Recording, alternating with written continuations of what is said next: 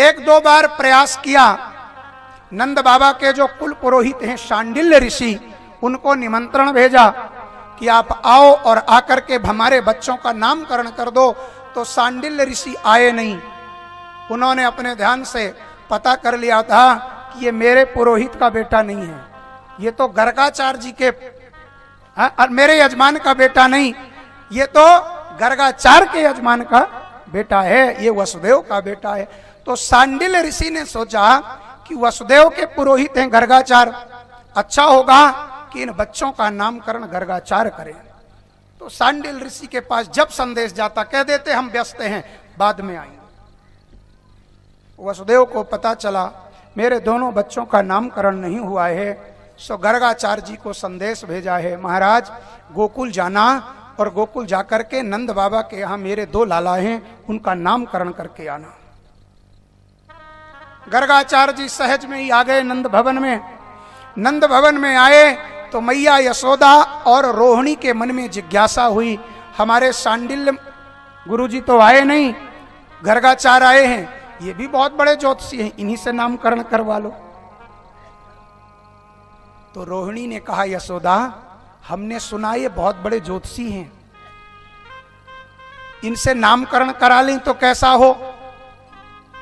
यशोदा ने हामी भर दी, बाबा ने भी हामी भरी। गर्गाचार्य से निवेदन किया, महाराज हमारे बच्चों का नामकरण कर दें। गर्गाचार्य ने कहा, देखो हमें समय कम है, 1 घंटा का समय है और नामकरण में 7 से 8 घंटे लगते हैं। हाँ, अब आज का नामकरण थोड़ी है कि मनमानी ढंग से हो जाए। बच्चे का जब नामकरण होना, बड़ी सावधानी रखना चाहिए। किसी योग्य ब्राह्मण या संत के मुख से उसका पहला नाम उच्चारण हो। पर हम क्या करते हैं, अपने मन के सारे काम के लिए समय है, पर पंडित जी आ जाएं भला पूजा कराने, पहले ही पंडित जी को गेट में बता देते, महाराज जी ऑफिस जाना है। महाराज जी समझ जाते हैं यजमान के पास समय कम है, तो वो भी कहते हैं यजमान समय कितना है बता। बोले महाराज 10 मिनट में करा दो ना, 10:30 बजे पहुंचना है। होता है ना, बाकी कामों के लिए पर्याप्त समय। सोने में कभी ऐसा नहीं होता।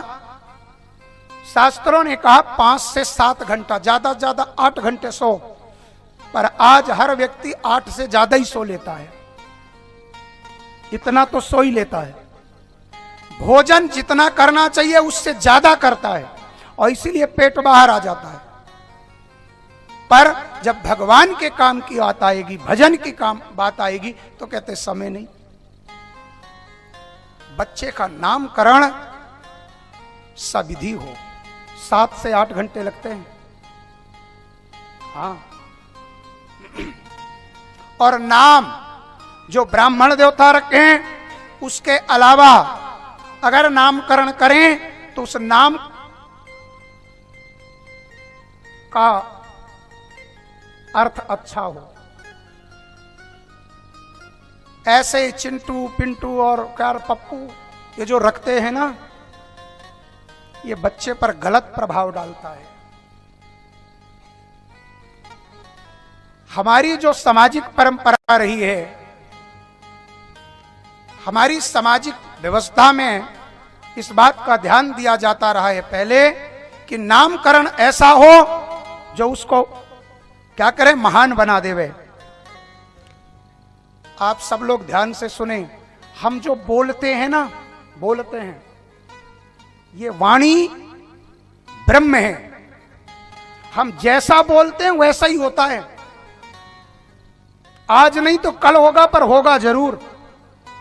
इसलिए जब बच्चे को आप पप्पू पप्पू पप्पू कहते हो तो पप्पू ही बन जाता है वो। चिंटू पिंटू कहते हो तो वही बन जाता है। और जब बेटा अपने पिताजी को, जो पहले कहते थे दादाजी, दद्दा, पिताजी, बापूजी, ऐसे ही बोलते थे ना, आज क्या बोलते हैं, क्या बोलते हैं, पापा। हाँ, आनंद है। पापा क्या अर्थ हुआ, पाप आ, पाप आ।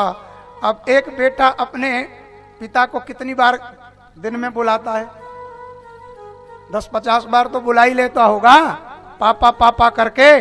तो जो बेटा दिन भर कहेगा पापा पापा तो पापी तो होगा, पापा ही तो उसके सिर चढ़ेगा, पुण्य थोड़ी चढ़ेगा। तो इसलिए ऐसा नाम ऐसा मत करो। ये दूसरों के अरे भारत में विदेशी आते थे हमसे सीखने, हाँ आज हम उनकी नकल कर रहे हैं और अभी भी वो हमारी नकल कर रहे हैं। आप जाना मथुरा वृंदावन जाओ, आज भी अंग्रेज मंदिर में विदेशी मिलेंगे राधे राधे कहते हुए, और वो ऊर्ध्व पुंड लगाए हुए, धोती और कुर्ता पहने हुए, और हम अपने बच्चों को धोती कुर्ता नहीं पहनाते। हाँ हाँ, हमें शर्म आती है। और वो विदेशी हमारी परंपरा का पालन कर रहे हैं और आनंद में झूम रहे हैं, और हम बनावटी जिंदगी जी जाए। ये गलत है। नामकरण सविधि हो, बोले 8 घंटा लगेंगे, समय कम है, क्या किया जाए? बोले महाराज जैसे हो करो। तो बोले एक काम है, अगर गौशाला में नामकरण हो तो संक्षिप्त में हो सकता है, 1 घंटे में मैं गौशाला में कर सकता हूं, लेकिन भीड़ भाड़ मत करना। बोले महाराज ठीक है। अब गौशाला में चौक कलश और नवग्रह आदि की स्थापना हुई और महाराज ने नामकरण करना शुरू किया। नामकरण, अयम हिरोहिणी पुत्रो रमयन सुहृदो गुणई आख्यास्यते रामिति बलाधिक्याद बलम विदुः। ये मैया यशोदा के गोद में जो रोहिणी का बालक है, जो बड़ा है नंद बाबा, इसका नाम होगा बल। ये बहुत बलशाली है, इसे लोग बल कहेंगे। ये सबको आनंद देगा, इसलिए इसका नाम राम भी होगा। कुछ लोग ये दोनों नाम को मिलाकर इसको बलराम कहेंगे। ये सबको अपनी ओर खींचेगा, यदुवंशियों को आपस में मिलाएगा, इसलिए इसका नाम संकर्षण होगा।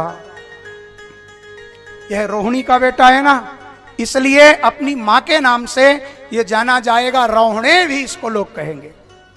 ऐसा तो नामकरण बड़े वाले बालक का हो गया। अब जो रोहिणी के मैया के गोद में विराजमान नन्हे लाले हैं, यशोदा के लाला, उनका नामकरण करने की बारी आई।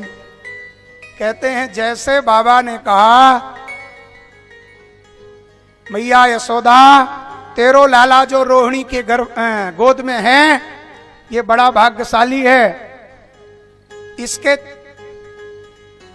5 ग्रह तो स्वग्रही हैं और 3 ग्रह उच्च के हैं, मात्र 1 ग्रह थोड़ा गड़बड़ है।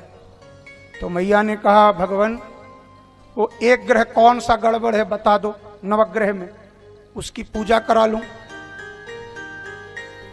तो कहा राहु इसका ठीक नहीं है। जैसे राहु का नाम लिया मैया तो घबरा गई। हे भगवान सुना है राहु बड़ा खतरनाक ग्रह होवे। बाबा तो राहु का जप करा दूं ब्राह्मण देवता से? नहीं, जप की जरूरत नहीं है, इतना खराब भी नहीं है। सप्तम भाव का होकर नीच का होकर सप्तम भाव में बैठा है, और जब नीच का होकर के राहु सप्तम भाव में बैठे तो ऐसे को ज्यादा और कष्ट तो नहीं होता, पर हाँ ऐसे लोगों की कई पत्नियां होती हैं, तो बहू बहुत आएंगी मैया। हाँ बहुत। और मैं तो कहूं मैया अगर ये 16,000 के ऊपर पार कर जाए तो कोई बड़ी बात नहीं। मैया ने कहा बाबा ये क्या बात कर, 16,000? बोले हाँ ये 16,000 विवाह करेंगे। बाबा एक पत्नी तो पाली ना जाए और इतनी होंगी तो कैसे?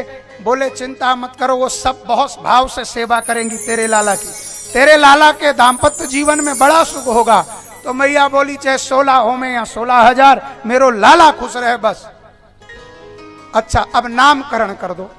कह नामकरण के पहले ही एक एक करके पूरे ब्रज की गोपियां, गोकुल की गोपियां आ गई। भगवान का नामकरण हो और वो गोपियां बच जाए, बिना बुलाए आ गई। अरे ओ यशोदा रानी, मैया ने सोचा हे भगवान, बिना बुलाए आई गई। बाबा क्षमा करना, बुलाया नहीं है, ऐसे ही आई है। गर्गाचार्य ने कहा इसको बैठा लो, पर अब कोई दूसरा नहीं आए।